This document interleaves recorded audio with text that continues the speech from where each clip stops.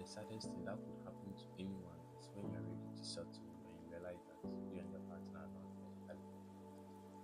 Then this situation is so devastating. Then in today's video, our primary focus will be on 5 key things you need to prioritize before you begin an intimate relationship. So if it's your first time here, kindly subscribe to my channel and like this video. Alright, so let's set the ball rolling. Okay, so first on the list, you need to prioritize genotype testing. Before you begin an intimate relationship with anyone, make sure that you know the person's genotype. When I talk about genotype, that's what we normally term as the sickle cell testing. When we talk about genotype, our focus is on the nature of the red blood cells, its ability to take in maximum oxygen. So you knowing your partner's genotype will really help you to make rightful decisions, because if you are ES, you need to be consciously aware of the person's genotype so that you don't end up with another ES partner or an SS patient. In all this, you are trying to reduce the probability of you giving birth to someone with a sickle cell. So if you are AA, you don't really need to worry much, because you can end up with an ES. The rare cases SS. See, I've witnessed how children, or let me say 5 and adolescent people, going through a whole lot of stress, pain for being an SS patient, and I'm sure you won't like to give birth to anybody and you subject that person to that severe pains.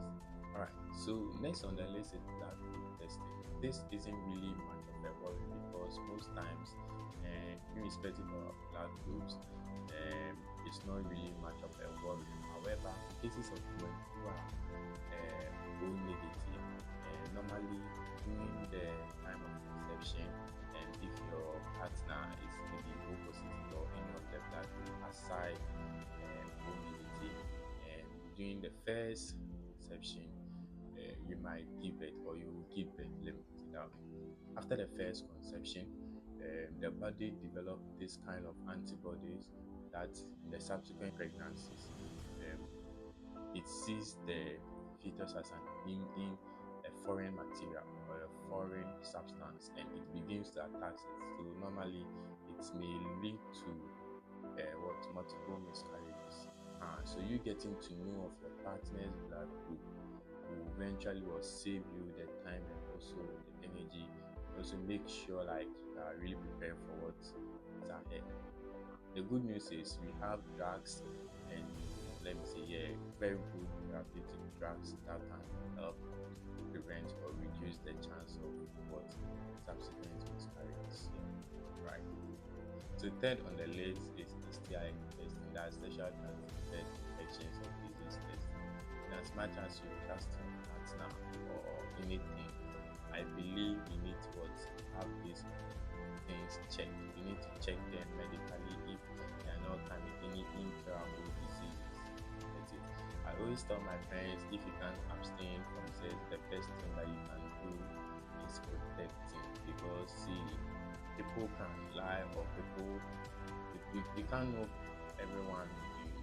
And I'm not saying you don't need to trust your partner, but at the time of you having the thought of going under the sheet with more air, like try as much as possible to visit the labs. Now we have clinics labs, we have private labs, we have even licensed people that can come to your home to do all this testing, the fee, and it's not costly.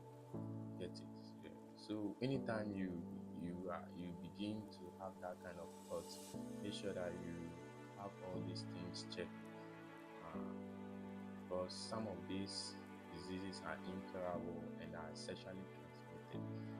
Some people may say like, oh, sex is nothing to me. No, sex has personally, I believe sex has a spiritual backbone, because see, it's not just it's not just fun. We are exchanging fluids, and these fluids is what contains the diseases. So if someone is saying for fun, then it means that person doesn't really care about his or her health. Do you get it? So in as much as you trust him or her, get all these things tests. medically, there you can